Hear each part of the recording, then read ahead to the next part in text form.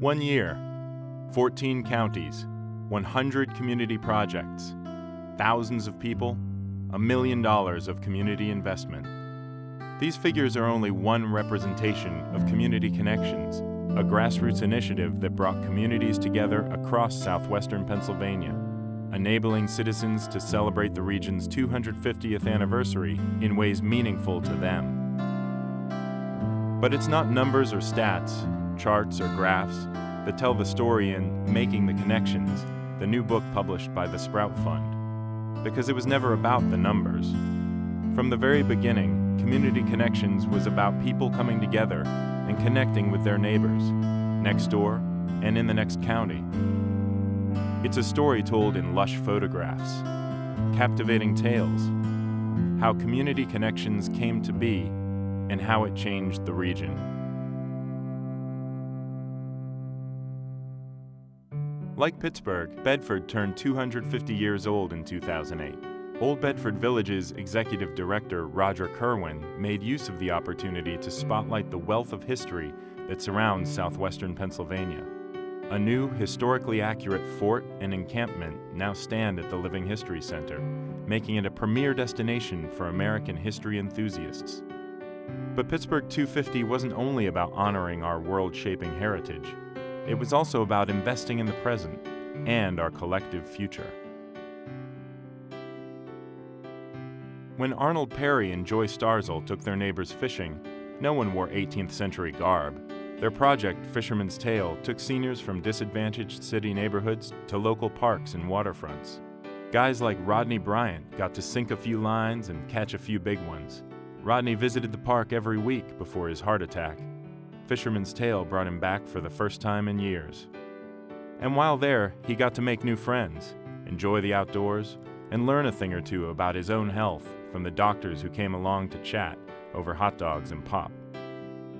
In Mercer County, 2 hours north of Pittsburgh, Josh Sally and Pastor Phil Beck got under the hood, fixing up their cash-strapped neighbors' cars for cheap or for free with the C3 Community Car Care Ministry, just one of several projects that used Community Connections to address the transportation issues prevalent in their community.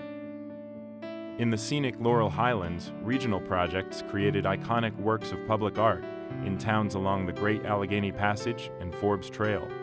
Meanwhile, two steel giants will soon find home on Pittsburgh's South Shore. Oral history projects gathered stories, from the women's movement and the African American experience in Pittsburgh to the connection between the environment of southwestern Pennsylvania and its industrial past. As Making the Connections illustrates, far-reaching projects created community connections across city and county borders, between communities, between neighbors. Ednan Alwan is the son of Moroccan immigrants. He knows Mr. Rogers' neighborhood. In a way, he lives there, in Prospect Park, an immigrant-heavy neighborhood near Pittsburgh. On a day which the whole region, in fact the whole world, celebrated the legacy of Fred Rogers at museums and libraries, he was with his mother and his baby sister at a neighborhood literacy center. And perhaps that's the real story of Won't You Be My Neighbor days, that Ednan, age 5, became more a part of Pittsburgh, closer to this greater neighborhood we all share.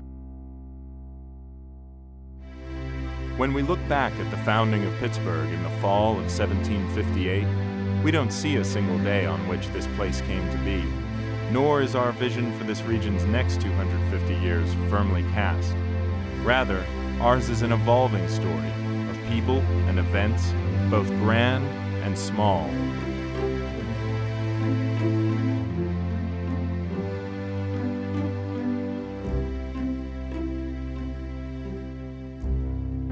Making the Connections is a collection of stories and photographs from Pittsburgh's 250th anniversary.